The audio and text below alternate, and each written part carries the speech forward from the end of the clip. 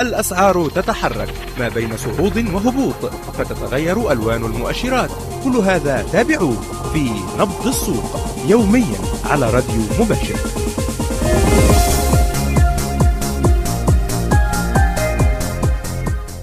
مستمعينا، أسعد الله مساءكم بكل الخير. هذه حلقة جديدة من نبض السوق للسوق المصرية. معكم محمود ربيعي، ونتابع في هذه الحلقة تقرير ختام التعاملات بالنسبة للسوق المصرية، ومن بعده الفقرة الحوارية وتحليل الخبراء لأداء السوق في جلسة اليوم. بداية، حيث اختتم المؤشر الرئيسي للبورصة المصرية EGX 30 جلسة اليوم بالمنطقة الخضراء مرتفعا بنسبة بلغت 72% ليكسب 39.15 نقطة ليصل إلى مستوى 5447.37 نقطة. أما إذا انتقلنا إلى حركة التداولات فقد وصلت الأحجام إلى 146.496 مليون سهم. أما القيم فوصلت إلى 529.639 مليون جنيه. مستمعين، فاصل قصير ومن بعده الفقرة الحوارية وتحليل الخبراء لأداء السوق في جلسة اليوم. كثير من الإذاعات وكثير من المذيعين، كثير من البرامج، ولكن راديو مباشر، راديو الاقتصاد الأول في الشرق الأوسط.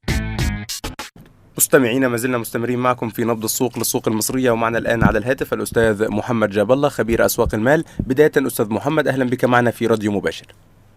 أهلا بحضرتك. يعني في البداية استمر السوق اليوم في الارتفاع ليغلق المؤشر الرئيسي مرتفعا ب72% عند مستوى 5447 نقطة. فبداية، ما تحليلك لأداء المؤشر اليوم في استمرار لهذا الارتفاع الذي رأيناه أيضا بالأمس؟ هو الحقيقة احنا بقالنا دلوقتي دي الجلسة رقم 5 استهدفنا فيها خط الاتجاه متوسط الأجل اللي بنيل للصعود.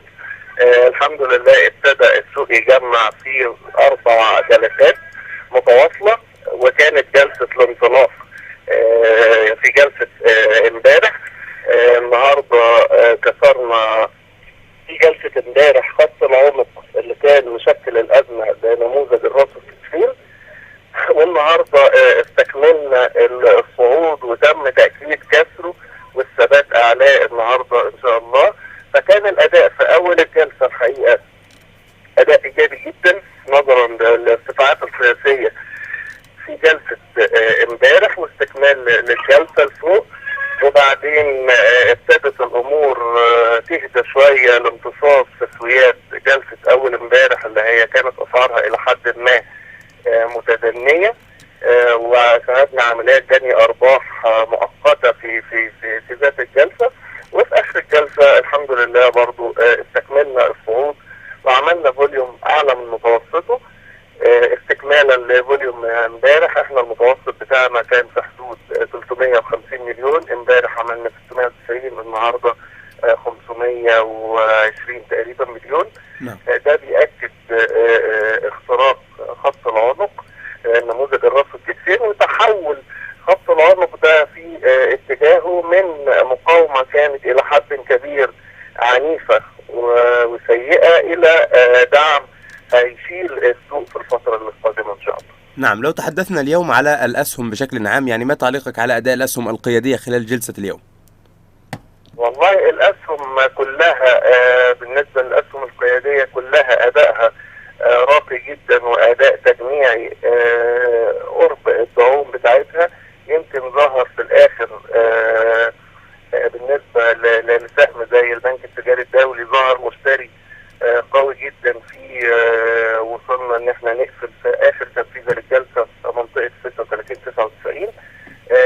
وبرضه بالنسبه لوراسكوم تيليكوم قفلنا قرب الهاي، يمكن اخر تنفيذه كانت 4.45 جنيه، والهاي بتاعها او اعلى سعر جابته النهارده كان 4.47. دي تقريبا دول اللي لفتوا الانظار النهارده في التداولات، وهم دول يشكلوا النسبة الأكبر اللي تشيل المؤشر الثلاثي. نعم، لو تحدثنا أيضا على التوقعات بالنسبة لجلسة الغد، ما هي توقعاتك؟ هل ترى استمرار للأداء الأخضر أم قد يكون هناك أداء مختلف؟ احنا بكره ان شاء الله اعتقد ان احنا ممكن نستمر في اللون الاخضر لغايه حدود مستوى ال 5500 او ال 5550. هيقابلنا عندها خط اتجاه قصير الاجل اللي هو هابط الحقيقه، هنصطدم بيه وهو حاليا بيعمل كمقاومه لتوقيف الصعود المستمر. ممكن نجني عندها شويه ارباح في جلسه او يا اما في منتصف الجلسه نفسها ان وصلنا للمستهدف ده في اول الجلسه، او ممكن يستمر معانا في جلسه الاحد القادم. وبعديها يعني هنواصل الصعود تاني. المستهدف المتوسط الاجل للسوق هيبقى في حدود ال 6300 تقريبا. ده هنشوفه في خلال الاسابيع او الشهور اللي فاضله من السنه. احنا طبعا في الربع الاخير من السنه. ممكن نجني ارباح زي ما بقول لحضرتك، وجني الارباح ده بالعكس انا ما بيخوفش، ده بيجدد من دم السوق وبيدخل مشتري جديد. فانا انصح بالشراء في اوقات جني الارباح القادمه ان شاء الله. نعم، في النهاية الأستاذ محمد جاب الله خبير أسواق المال، أشكرك شكرا جزيلا، كنت ضيفا علينا في راديو مباشر. إلى هنا مستمعينا تنتهي هذه الحلقة من نبض السوق للسوق المصرية، كان معكم فيها محمود ربيعي، وإلى أن نلتقي دمتم في أمان الله. الأسعار تتحرك ما بين صعود وهبوط، فتتغير ألوان المؤشرات. كل هذا تابعوه في نبض السوق يوميا على راديو مباشر.